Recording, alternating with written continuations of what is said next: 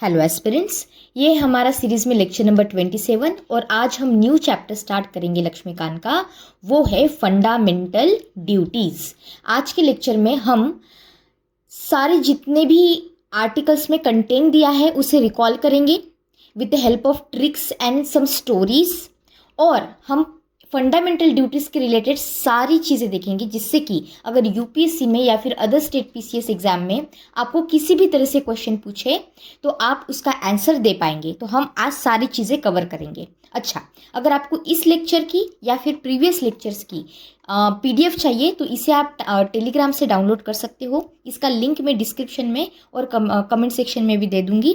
मैंने इसे इस तरह से डिज़ाइन किया है कि आप इसे देख के ही रिकॉल कर सके, रिवाइज कर सके in a minimum amount of time. ठीक है, तो चलिए अभी हम लेक्चर को स्टार्ट करते हैं। सबसे इम्पॉर्टेंट चीज़, आपको दो कीवर्ड ध्यान में रखने हैं। कौन से? देखिए, जब हम फंडामेंटल राइट्स प्लस ड्यूटीज़ की बात करते हैं एक साथ, तो ये इन दोनों के बीच में रिलेशन कैसा है, ये ऐसा क्वेश्चन जो है ये एमसीक्यूज में आ सकता है, मे बी किसी सेंटेंस में दे दे। तो ध्यान में रखिए दो कीवर्ड्स। पहला तो ये कि जो फंडामेंटल राइट्स और ड्यूटीज़ है ये एक दूसरे के क्या है, कोरिलेटिव है। और दूसरा कीवर्ड है कि दे आर इनसेपरेबल। और ये इनसेपरेबल क्यों है, ये हम फ्यूचर में अभी लेक्चर में जस्टिफाई करेंगे। तो कोरिलेटिव एंड इनसेपरेबल। अब कुछ सिंपल फैक्ट बेस्ड इंफॉर्मेशन देख लेते हैं जल्दी से। दूसरी बात कि इसका ओरिजिन कहाँ से है, हमने ये जो फंडामेंटल ड्यूटीज़ है ये कहाँ से बोरो किया है या फिर इसका ओरिजिन कहाँ से है, ये है अर्स्टवाइल यूएसएसआर। ठीक है, यूएसएसआर से लिया था। दूसरी बात, फंडामेंटल ड्यूटीज़, ये फंडामेंटल ड्यूटीज़ क्या है, किसके ऊपर है ये duties? These duties are upon the citizens. तो इसमें फॉरेनर्स इंक्लूड हो गए क्या? ये फॉरेनर्स के लिए होगा क्या? नहीं होगा। फंडामेंटल राइट्स में हमने देखा था कि there were some articles which were also available for the foreigners as well as citizens, some were only for the citizens. लेकिन यहाँ पे फंडामेंटल ड्यूटीज़ जो है ये सिर्फ और सिर्फ सिटीजन्स के लिए है।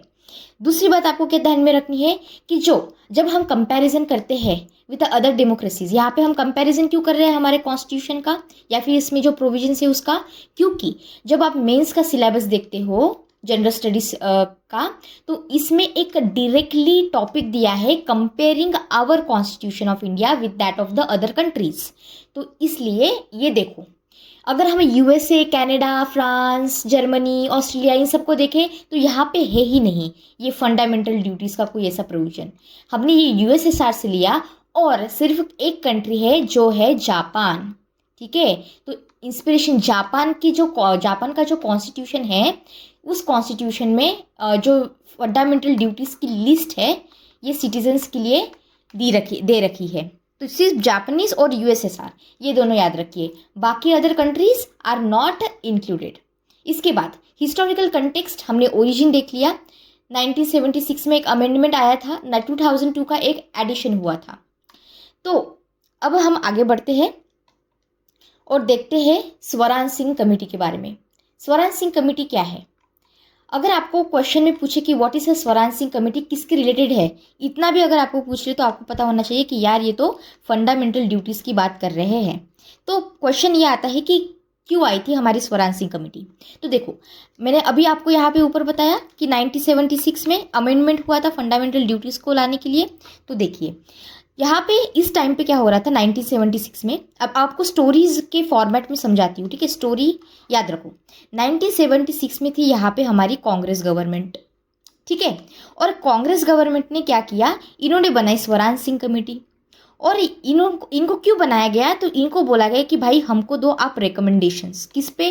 कि फंडामेंटल ड्यूटीज़ की हमको लग रही है ज़रूरत, तो आप रिकमेंडेशन दो, बताओ हमें कि किस तरह से फंडामेंटल राइट्स हमें हमारे कॉन्स्टिट्यूशन में रखने चाहिए और बाकी की चीज़ें। क्योंकि इंटरनल इमरजेंसी जब हमारी इंदिरा गांधी जी ने लगाई थी इन ईयर 1975 टू 1977 का टाइम था वो, तब इनको नीड फील हुई, ज़रूरत फील हुई कि भाई ये लोगों के पास, सिटीजन्स के पास फंडामेंटल राइट्स तो है, लेकिन इनको फंडामेंटल ड्यूटीज़ की भी ज़रूरत है। ये क्यों है, क्या है, ये तो हम देखेंगे ही। लेकिन इससे पहले एक मेन रीज़न समझ लीजिए।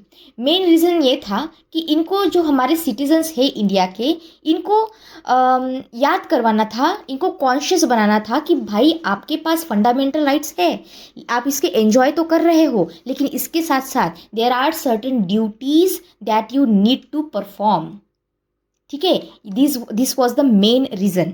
और इसीलिए क्या हुआ, इसीलिए हमने लाया, मतलब पार्लियामेंट ने लाया 42nd कॉन्स्टिट्यूशनल अमेंडमेंट एक्ट। ये कब आया था, आपको याद करवाया था 1976 में। कैसे याद किया था, 4+2=6, तो 1976 में लाया गया।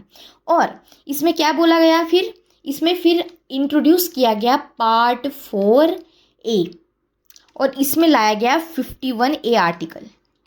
तो हमने देखा था कि डीपीएसपीस 36 से स्टार्ट हो रहे थे, 51 तक एंड हो रहे थे। ये था पार्ट 4 में, ये तो मैंने आपको बता दिया है। लेकिन फिर इसके बाद ही क्या लाया गया, फंडामेंटल ड्यूटीज़। तो क्या है, 51A, बस एक ही आर्टिकल है, लेकिन इसमें ना there are total 11 fundamental duties, और इसी पे ही क्वेश्चन आते हैं। तो अगर आपके पास टाइम नहीं है और आपको जल्दी से फंडामेंटल ड्यूटीज़ को रिवाइज करना है, तो बस ये जो 11 आर्टिकल्स है इसको पढ़ के चले जाओ। क्वेश्चंस अगर आएंगे तो यहाँ से ही आएंगे, समझ में आया, 90% ऑफ द चांस यहाँ से ही घुमा फिरा के क्वेश्चंस पूछते हैं।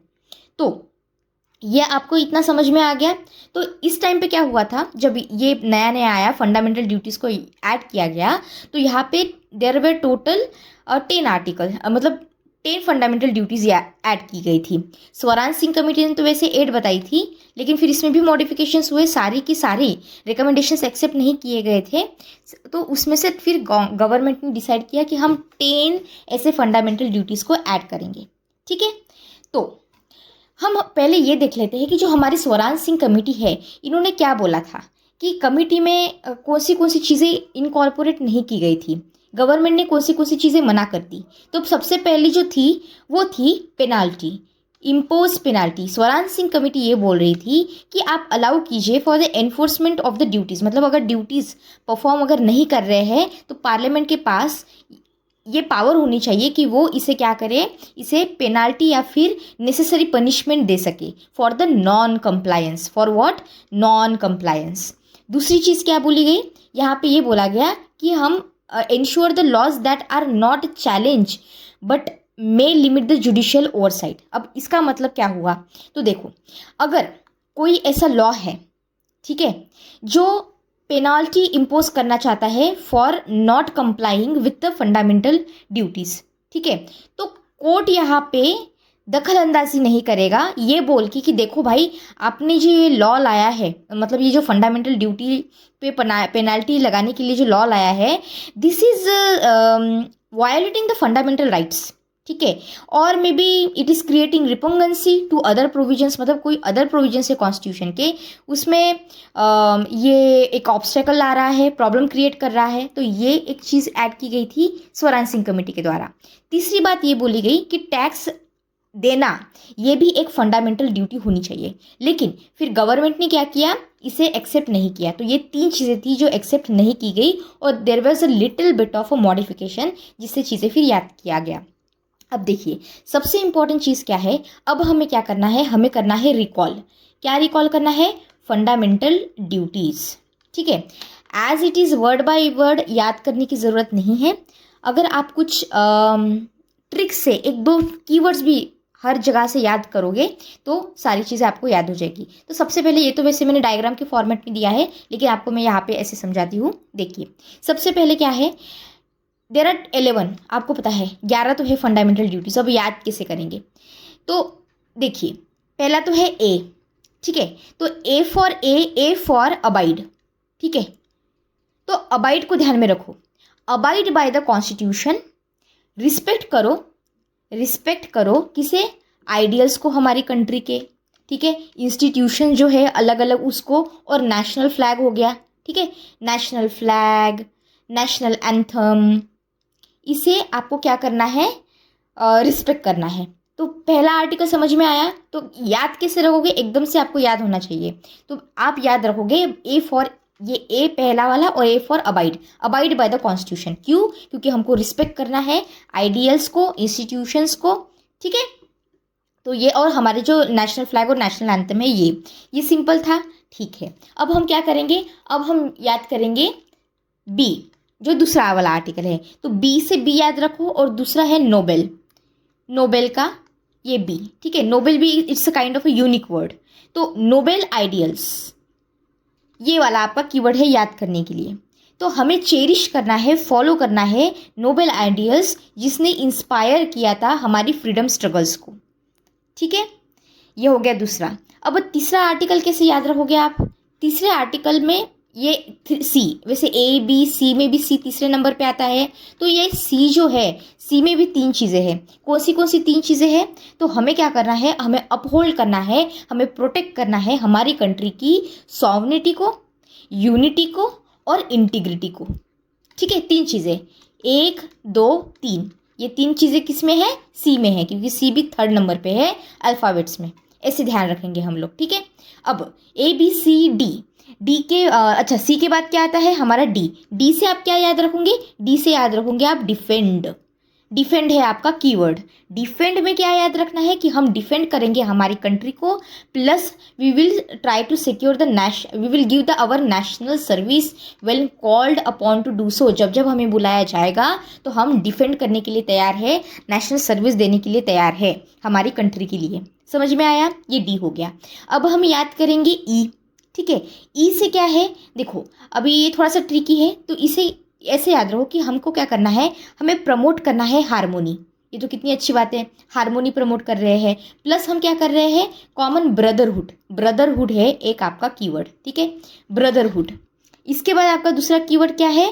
ट्रांसेंडिंग। हमें सारी चीज़ें किसके बेसिस पे डिस्क्रिमिनेशन नहीं करना है, रिलीजन, ठीक है।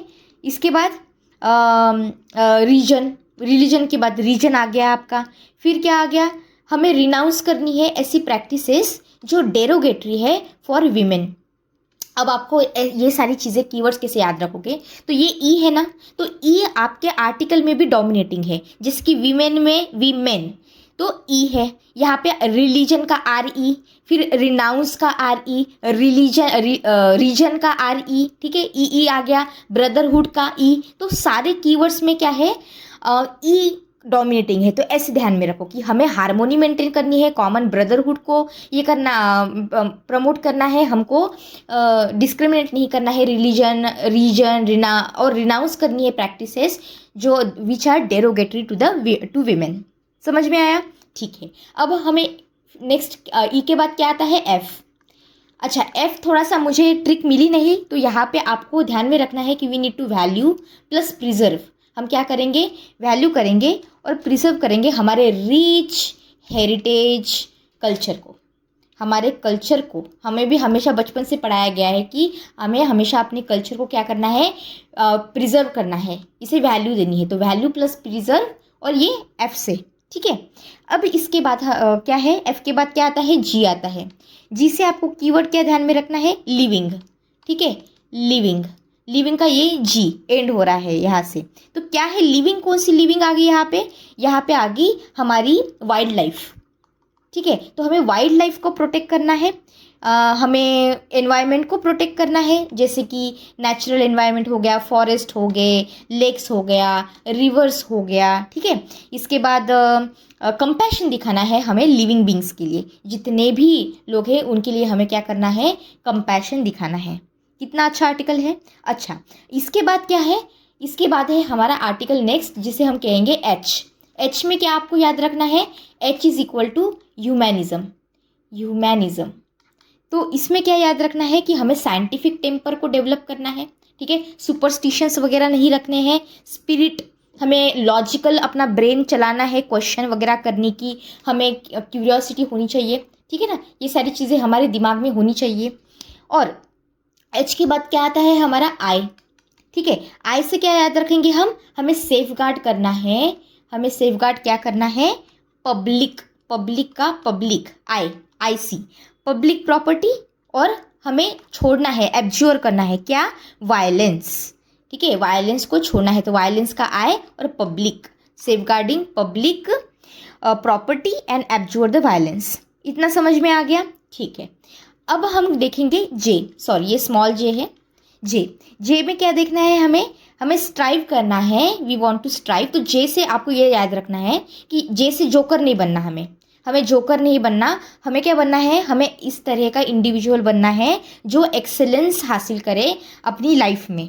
ठीक है, और कलेक्टिव एक्टिविटी में भी, जिससे कि हमारी नेशन का क्या हो, हमारी नेशन की हो ग्रोथ। समझ में आया? तो क्या याद रखेंगे, जो जैसे जोकर नहीं बनना है, हमें क्या करना है, हमें एज ए इंडिविजुअल एक्सेलेंस हासिल करनी है, अपने आप को डेवलप करना है, कलेक्टिव एक्शन में कलेक्टिव एक्टिविटी को प्रमोट करना है, जिससे कि हमारी नेशन की ग्रोथ हो। और के वाला, के का क्या करना है, के से आता है नॉलेज। ठीक है, तो नॉलेज मतलब क्या, हमने क्या ऐड किया, एजुकेशन को, कि आप जो 6 से 14 साल के बीच के बच्चे हैं, तो आपके बच्चे, आपके वार्ड, आपके जो बच्चे हैं, इनको आपको क्या करना है, एजुकेशन प्रोवाइड करना है, free of cost state provide करेंगी, फैसिलिटीज़ अवेलेबल करेंगी। और ये ऐड किया गया था by the 86th constitutional amendment act, जो हम प्रीवियस लेक्चर्स में भी देख चुके हैं, जो ऐड किया गया था 2002 में। I know it is a lot of data अभी जो मैंने आपको बताया, बट अगर आप इसे लॉजिकली भी समझेंगे तो भी आपको चीज़ें याद हो जाएगी। ठीक है, safeguarding public property, striving for excellence. ठीक है, तो ऐसे कीवर्ड सब बस आपको ध्यान में रखने हैं और चीज़ें आपको याद करनी है। ठीक है, तो आई होप ये सारी चीज़ें आपको समझ में आ गई होगी। चलिए अब हम आगे बढ़ते हैं और देखते हैं हम कि कैरेक्टरिस्टिक्स क्या है हमारे फंडामेंटल ड्यूटीज़ के। तो सबसे पहला कैरेक्टरिस्टिक्स फंडामेंटल ड्यूटी का देखते हैं, वो है मॉरल एंड सिविल ड्यूटीज़। तो जब हमने 11 फंडामेंटल ड्यूटीज़ देखी ना, तो इसमें कुछ मॉरल ड्यूटीज़ है और कुछ सिविल ड्यूटीज़ है। ठीक है, तो मॉरल ड्यूटीज़ का मैं एग्जांपल देती हूँ, जैसे कि फ्रीडम स्ट्रगल्स के आइडियल्स को प्रीच करना, है ना। और सिविक का आप एग्जांपल ले सकते हो कि आप रिस्पेक्ट कीजिए अपने कॉन्स्टिट्यूशन को, नेशनल फ्लैग को, एंथम को वगैरह, ये सारी चीज़ें आ गई। इसके बाद क्या है कि जो हमारे ये आर्टिकल से ऐड किए गए फंडामेंटल ड्यूटी का जो आर्टिकल ऐड किया गया, जो ड्यूटीज़ ऐड की गई, तो इसका जो रूट है वो है इंडियन ट्रेडिशन में। समझ में आया? जैसे कि Indian culture, mythology, religious practices. ठीक है, तो हम इसे ये कह सकते हैं कि therefore codification of the task integral to the Indian way of life. Okay, तो ये एक दूसरा है फीचर। तीसरा क्या है, वो है सिटीजनशिप रेस्ट्रिक्शंस। अब इसका क्या मतलब हुआ सिटीजनशिप रेस्ट्रिक्शंस का, कि ये जब हमें फंडामेंटल ड्यूटीज़ की बात करती हूँ तो ये सिर्फ हमारे सिटीजन्स पे है। कोई अमेरिकन यहाँ पे आ जाए तो ये अमेरिकन पे नहीं लगेंगी फंडामेंटल ड्यूटीज़। ठीक है, ही और शी इज़ अ फॉरेनर, ये हमारे लिए है। ओके, और इसके बाद क्या है, आपको ये तो पता ही है ऑलरेडी कि फंडामेंटल ड्यूटीज़ जो होती है they are non justiciable in nature. मतलब ये explain that duties are not directly enforceable by court. Okay, लेकिन इसका मतलब ये नहीं है कि फ्यूचर में पार्लियामेंट इसे कभी एनफोर्स नहीं कर सकती। देखो, parliament is powerful, parliament can, हो सकता है फ्यूचर में बोले कि भाई अभी ये तो मतलब जस्टिसिएबल है, तो पार्लियामेंट कैन डू इट, लेकिन अभी के लिए तो it is non justiciable in nature. ये चीज़ आपको ध्यान में रखनी है। अब देखते हैं कि ऑब्स्टैकल्स क्या है, हिंडरेंस क्या है in understanding the fundamental duties, या फिर हम इसे बोल सकते हैं कि क्रिटिसिज्म क्या है। तो सबसे पहला क्रिटिसिज्म तो ये किया जाता है कि भाई ये इनकम्प्लीट लिस्ट है। ठीक है, फॉर एग्जांपल आपने टैक्सेस को ऐड ही नहीं किया, इसमें आपने फैमिली प्लानिंग ऐड नहीं की, ये जो इंपॉर्टेंट चीज़ें थी आपने ये ऐड ही नहीं की, तो आपकी जो लिस्ट है it is a incomplete list. Omit a important civil duties, जैसे कि आप साफ सफाई रखिए अपने आजू बाजू में, है ना। तो ये सारी चीज़ें। इसके बाद दूसरी चीज़ ये बोली गई कि भाई आपकी जो टर्म है ये बहुत ही वेग है।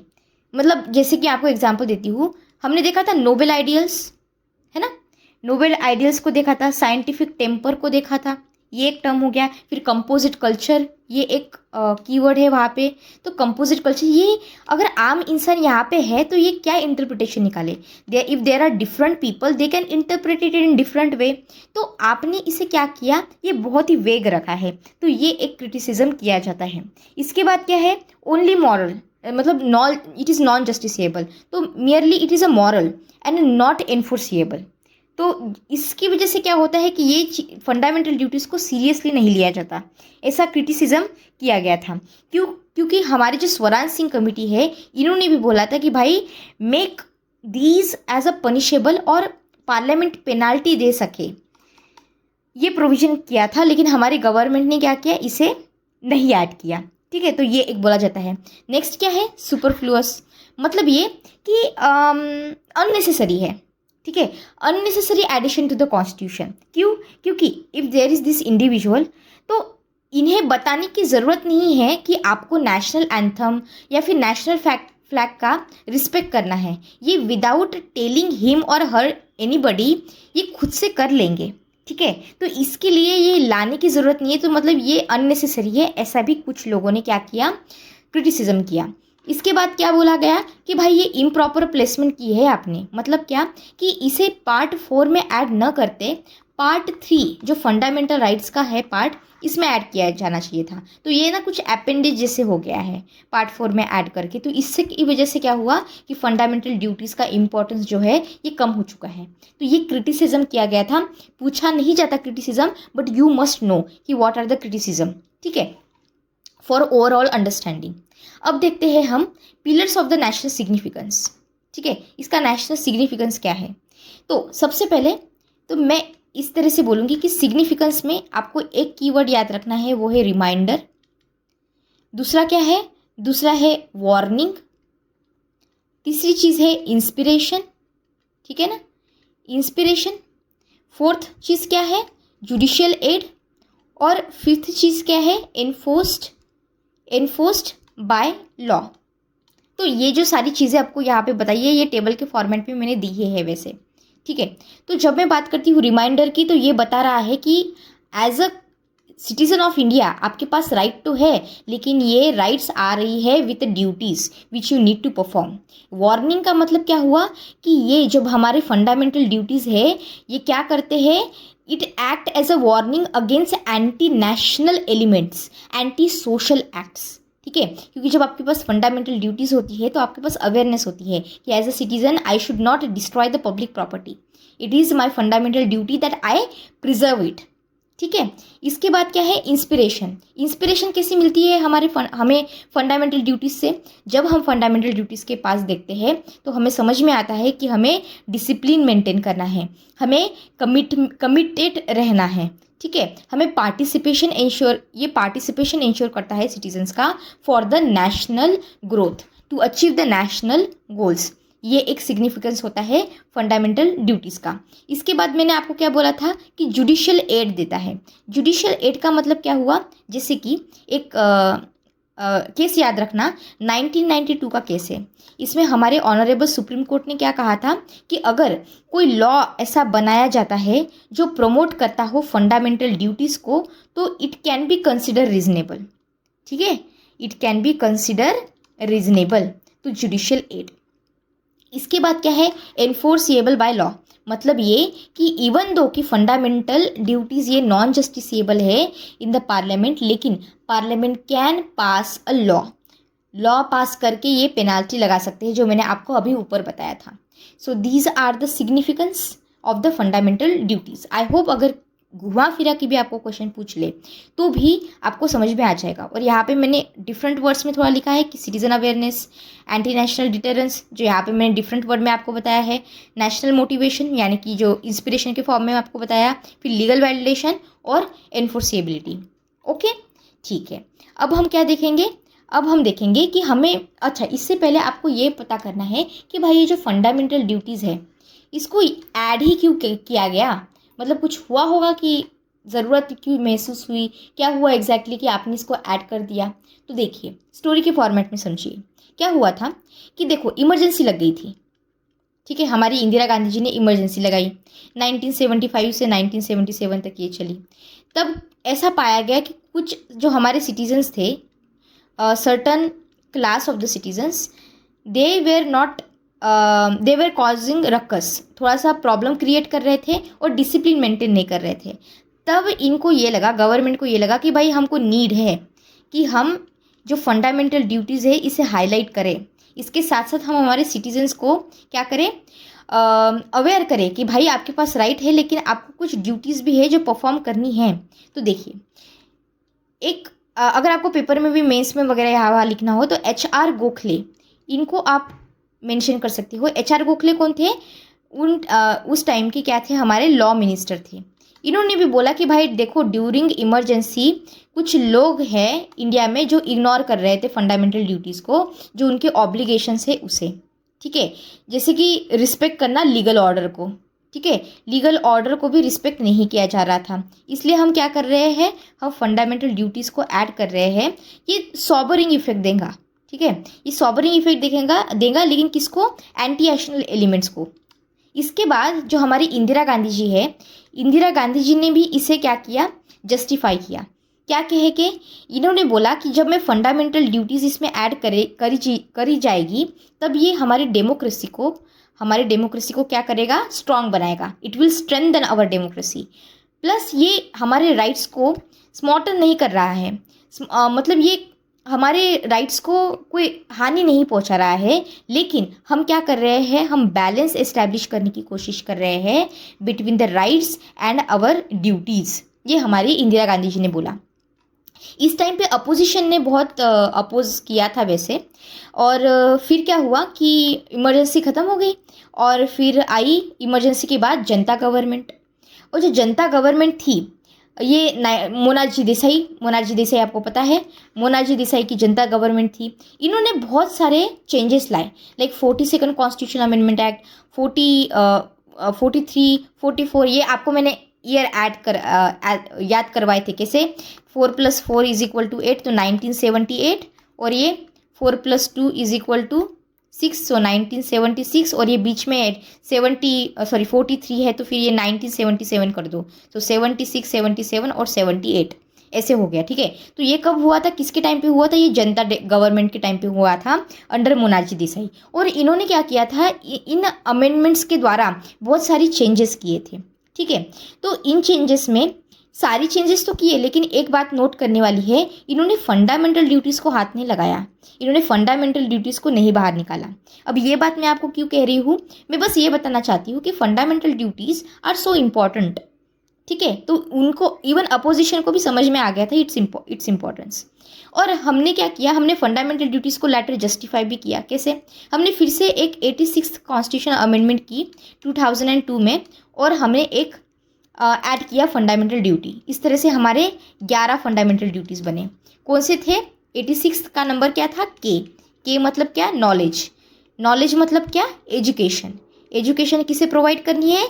6 से 14 साल के बच्चों को फ्री एजुकेशन प्रोवाइड करनी है। As a parent and as a government भी ये चीज़ की जाएगी, ठीक है। ये समझ में आया आपको? Very good. अब हम क्या करेंगे? अब ये जो स्टोरी मैंने आपको बताई, ये मैंने यहाँ पे डायग्राम के फॉर्मेट में दे दिया है। अब हम देखेंगे legal provisions for the fundamental duties. इसका मतलब क्या हुआ? इसका मतलब ये है कि हमारे यहाँ पे हमने फंडामेंटल राइट्स में भी देखा था, याद कीजिए। फंडामेंटल ड्यूटीज़ जो है, they are backed by some existing laws, ठीक है। कुछ लॉज है जो बैक कर रहे हैं हमारे फंडामेंटल ड्यूटीज़ को, even though they are non justiciable in nature. तो ये कौन से हैं? इससे पहले आपको ये एक चीज़ ध्यान में रखनी है कि अगर आपको क्वेश्चन में पूछा जाए कि वर्मा कमेटी ऑब्जर्वेशन ये किसके रिलेटेड है, तो पता होना चाहिए जल्दी से कि ये फंडामेंटल ड्यूटीज़ के रिलेटेड है। और ये वर्मा कमेटी को बनाया क्यों गया था? वर्मा कमेटी को बनाया गया था इसलिए इनको बोला गया कि भाई आप लिस्ट आउट कीजिए, आप आइडेंटिफाई कीजिए कि ऐसे कौन से लॉ है विच आर गिविंग टिथ, जो जस्टिफाई कर रहे हैं, प्रेजेंस कर रहे हैं, बैक कर रहे हैं हमारे फंडामेंटल ड्यूटीज़ को। तो ये कब आया था? वैसे 1999 में आया था हमारा वर्मा कमेटी। और इसमें क्या क्या चीज़ें बोली गई? तो ये सारी चीज़ें बोली गई। दीज आर द लॉज, जैसे कि इंडियन पिनल कोड था, लेकिन अभी ये रिप्लेस हो गया है। जैसे कि अनलॉफुल एक्टिविटीज़ है, ये अनलॉफुल एक्टिविटीज़ प्रिवेंशन एक्ट आया था 1976 में, जो बैन करता था कम्युनल एंड अनलॉफुल ऑर्गेनाइजेशंस, ठीक है। तो इसलिए लाया गया। फिर हमारा ये जो सिविल राइट्स एक्ट है जो लाया गया था 1955 में, किस लिए? क्योंकि ये पनिश कर सके ऐसे लोगों को जो कि ऑफेंस कर रहे हैं कास्ट रिलेटेड और रिलीजन रिलेटेड। तो ये भी एक फंडामेंटल ड्यूटीज़ को जस्टिफाई करने वाली चीज़ है, ठीक है। फिर रिप्रेजेंटेशन ऑफ पीपल्स एक्ट आया था 1951 में, जिसमें क्या होता था, इसको तो हम वैसे देखेंगे इन डिटेल्स, लेकिन अभी के लिए ये समझ लो कि अगर कोई एमपी है या फिर एमएलए है और अगर वो करप्ट प्रैक्टिसेस में इंडल्ज हो रहे हैं या फिर रिलीजन के नाम पे एनिमिटी फैला रहे हैं, क्या कहते हैं उसे, दो कम्युनिटीज़ के बीच में दरार पैदा कर रहे हैं, झगड़ा लगवा रहे हैं, तो क्या करेंगे हम, इसे करेंगे punish under representation of people's act. तो ये अभी के लिए याद रखिए आप। फिर नेशनल ऑनर्स एक्ट लाया गया था। इसमें क्या था, ये था 1971 का एक्ट, जिसमें बोला गया था कि भाई आप constitution, national flag, national anthem, इन सारी चीज़ों को आपको रिस्पेक्ट करना है। वैसे रिलेटेड क्रिमिनल लॉज लाया गया था, अगर लैंग्वेज, रेस और रिलीजन के बेसिस पे कोई डिस्क्रिमिनेशन कर रहा है तो लोगों को प्रोटेक्ट करने के लिए। इसके बाद फॉरेस्ट एक्ट लाए गए, जैसे कि हमारा वाइल्ड लाइफ प्रोटेक्शन एक्ट है ऑफ 1972 का। फिर फॉरेस्ट कंजर्वेशन एक्ट है जो 1980 का है, जो हम प्रीवियसली भी देख चुके हैं। तो these are the laws, these are the example where we can say कि फंडामेंटल ड्यूटीज़ क्या हो रही है, they are getting backed by the legal laws. Okay, तो इसके beyond I don't think so they will ask any kind of question. अगर revise करना है फंडामेंटल ड्यूटीज़ को, तो सबसे इंपॉर्टेंट आपको पहले क्या करना है, जितनी भी 11 ड्यूटीज़ दी गई है तो उसे with the help of trick आपको रिकॉल करना है। ठीक है, तो अच्छे से पढ़ाई कीजिए without taking any stress. Thank you so much. और अगर आपको मेरा काम पसंद आता है तो please share this with your friends, जिससे कि मुझे भी मोटिवेशन मिले। Thank you so much. God bless you all.